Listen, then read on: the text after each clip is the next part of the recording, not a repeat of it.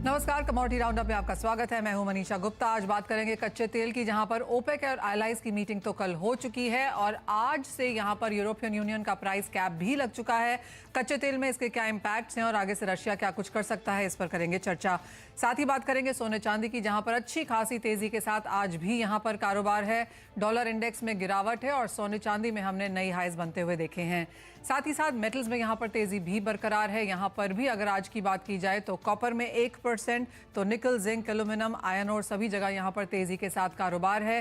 क्या कुछ factors, fundamentals watch करने चाहिए, ये साल खत्म होने से पहले क्या होनी चाहिए आपकी स्ट्रैटेजी, इन सब पर बात करने के लिए हमारे साथ आज हैं निर्मल बैंक कमोडिटीज के कुणाल शाह, एलकेपी सिक्योरिटीज के जतिन त्रिवेदी, साथ ही एनर्जी एक्सपर्ट नरेंद्र तनेजा जुड़ेंगे हमारे साथ।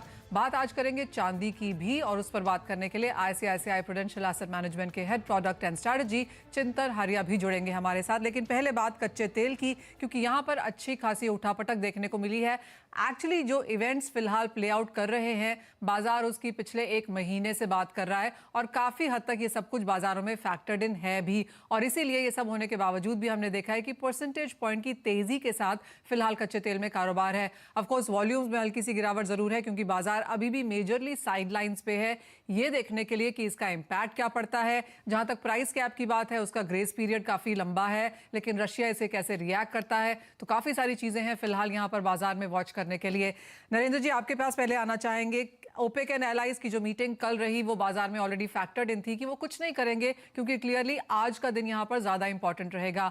तो जो यूरोपियन यूनियन की तरफ से हमने एक सैंक्शन या कर्ब आता हुआ देखा है, और जो G7 की तरफ से प्राइस कैप है, कैसे देखते हैं आप उन सब चीजों का इंपैक्ट अनटिल नाउ कच्चे तेल पर? देखिए, जो ओपेक का तो जैसा आपने जिक्र किया कि उन्होंने ठीक है प्रोडक्शन कट किया है लगभग 7.5 लाख का।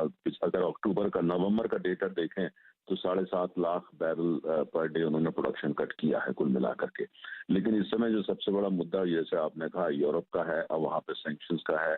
और लेकिन अब उसके लिए ये है कि वो देश जो कि एक्सपोर्ट अभी भी कर रहे हैं और इंपोर्ट भी करते रहेंगे रशिया से, उनकी लंबी लिस्ट है। ठीक है, भारत दिखता है, चीन दिखता है, लेकिन तमाम देश है, 50 से ज्यादा देश है जो इंपोर्ट कर रहे हैं, क्योंकि 80% देश जो है वो तेल और गैस को इंपोर्ट करते हैं। तो उसमें 50 तो बिल्कुल साफ साफ दिख रहे हैं।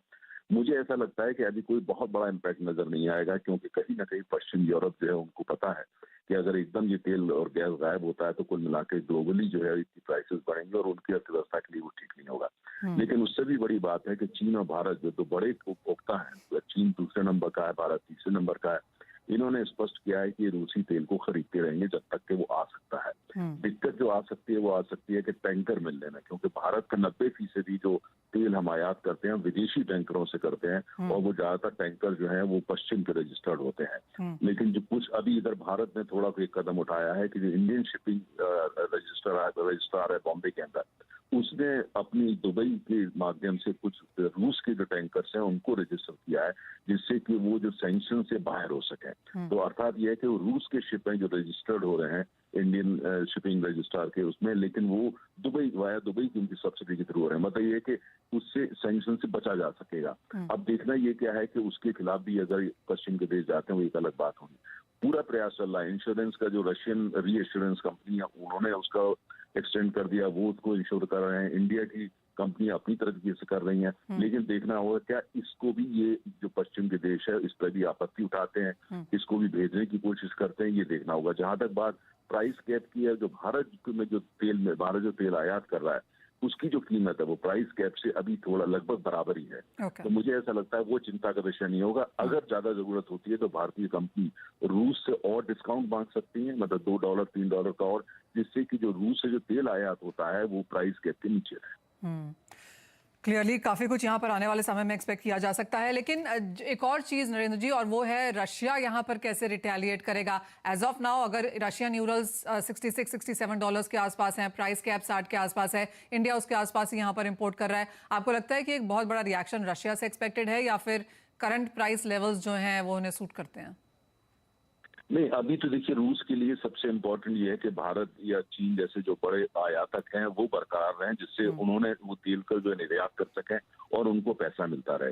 रूस ने तेल का उत्पादन ओपेक ने घटाया 7.5 लाख बैरल, लेकिन रूस ने अपना उत्पादन बढ़ा दिया है।